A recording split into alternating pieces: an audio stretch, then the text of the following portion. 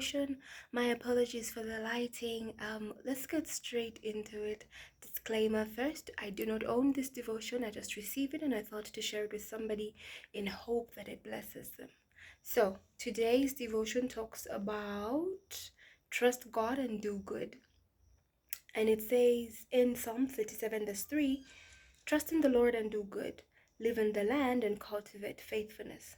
And it reads, sometimes when we have problems, we withdraw from normal life and spend all our time obsessing and trying to solve them. I can relate to that. We talk about them to anyone who will listen. All this is an unproductive activity that prevents us from doing what we should be doing, which is doing good. If you want to experience the benefits of God's faithfulness, you must do two things. Number one is you must trust in the Lord, and number two, and do good. Look at me reading like a newscaster, just checking the angle. Anyway, focus, Lois. When we have problems, it feels counterintuitive to focus on blessing others, but it's not. It's actually a very powerful thing to do.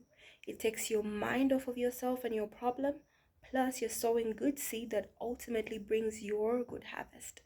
Falling into self-pity, fretting, and talking negatively. Ooh, hand is tired. And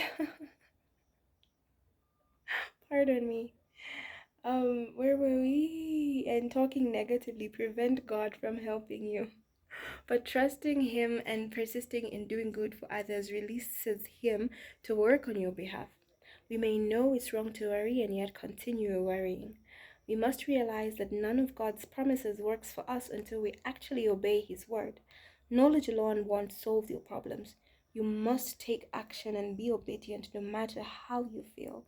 You might not feel like keeping a commitment or doing something to help someone else, but when you do it, God goes to work on your behalf. So one of the keys to overcoming fear and worry is doing what God has told you to do, regardless of how you feel. Oh, that's my prayer wall. Okay. So, as usual, it has come at a very good time. It's so shaky. And I think we're gonna cut this here. I would love to continue, but I got to run.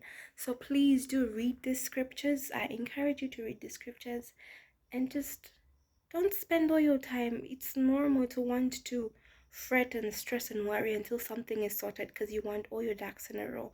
I think it's an innate human thing, but you need to be intentional about not focusing on what the matter is, but one, trust God. That means really letting go, like really